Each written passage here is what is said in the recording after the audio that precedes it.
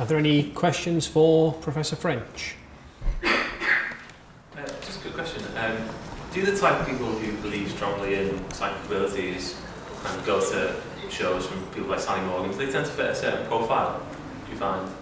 There is evidence of differences between believers and skeptics in psychological terms. Again, bear in mind you're talking about comparing one group of people with another group of people, so there's lots of exceptions to this. But you will typically find that there will be differences in terms of personality. People who believe in the paranormal very often will tend to show higher levels of fantasy proneness, show higher levels of absorption, hypnotic susceptibility, various other kinds of factors. They're likely to have other different associated beliefs as well, so they may for them spirituality might be a more important part of their lives than it might be for skeptics. There's a vast amount of research in terms of the actual psychology, but the short answer is yes, there are differences if you compare one group with the other group, but lots of exceptions to that. Yes, she did say she did take the test or take the test later on, and say in that case she failed it completely. Would that have an impact on her tours and how popular she is? Almost certainly not. It might have a temporary impact, but I mean, again, the history of attempts like this to test psychics, when they fail their tests, then their followers. What typically happens is that the psychic will take the test.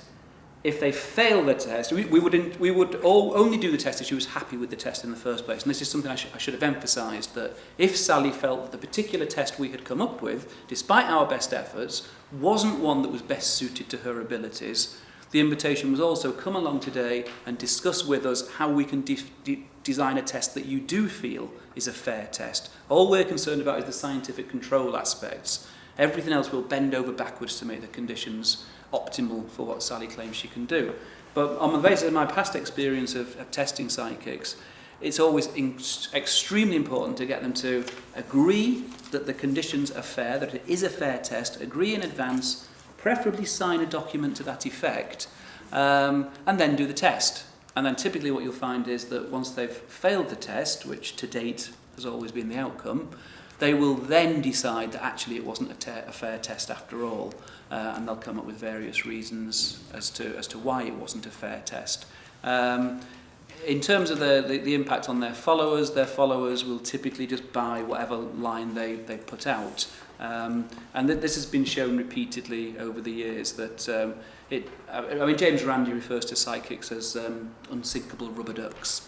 It doesn't matter how many times you take a pop at them, show that actually, or even in some cases where they have been exposed definitely as frauds. I mean, most famously, I suppose, one of the most famous cases would be Reverend Peter Popoff, who would fleece his flock. He was a fundamentalist Christian who claimed that he could heal people. He was using, coincidentally, a hidden earpiece. He was being fed information that way. He went bankrupt in the mid-80s when James Randi proved that that's what he was doing. He's now back earning, I believe earning more money than he was before he was exposed. So, probably not. Sally agreed to have the test, and did she know what the test actually was? Sally did not agree to have the test. She does know what the test is because, or at least there's no reason why she shouldn't, because the details are up on the Merseyside Skeptics website. So the details are posted up in advance, saying this is the test, and also saying importantly, if you don't like this particular test, come along anyway, and we'll discuss an alternative test with you. Any other questions? Just the back there. You spoke about the earpiece as a mechanism for being convincing. What other types or mechanisms do some fake? How long have you got? All right, just to give you a few examples of the kinds of things that people will do. Again, I would make a very important distinction here between deliberate con artists and people who claim that they have some special kind of gift and genuinely believe it. And my personal opinion is that the vast majority of people who label themselves as psychics and mediums and healers are in the latter category. They are sincere. They really do believe they have a gift, and the whole psychology of what's going on there is very interesting. But with respect to the deliberate con artists, there's a whole range of different phenomena that people may use. There is a technique that anyone can master to a greater or lesser extent called cold reading, which can be used to convince complete strangers that you know all about them. If you want to set yourself up as a fake psychic, this is obviously a hugely important skill to have. So I teach a course on anomalistic psychology as part of the BSc in psychology at Goldsmiths to our final year students, and I teach them cold reading so that when they graduate and can't get jobs, they've got something to fall back on. And there are different aspects to it. I mean, there are whole books written about it. If you're interested, the best book is probably by Ian Rowland, Rowland, only available from his website, but it's a very, very good guide. One part of it is something called the Barnum effect. That refers to the fact that there are certain kinds of statements that sound as if they're saying something very insightful about your innermost personality, but actually apply to everybody. So if I was doing a reading for you on the basis of just Barnum statements, I might come out with lines like, you've got a lot of unused potential. I mean, you've achieved quite a lot in life, but there's so much more you could achieve if you could just tap into that potential. And I'm also getting that on the surface, you come across as being quite together, but dig a little bit deeper and there's some real insecurities there. And you've got a better than average sense of humour as well, and that's very important to you, And you can go on like this for a long, long time, and it sounds, I mean, obviously you're doing it in a room full of people here, you know that everybody's sitting there thinking, yep, that's me. But if I was doing it on a one-to-one basis, it can be very, very convincing.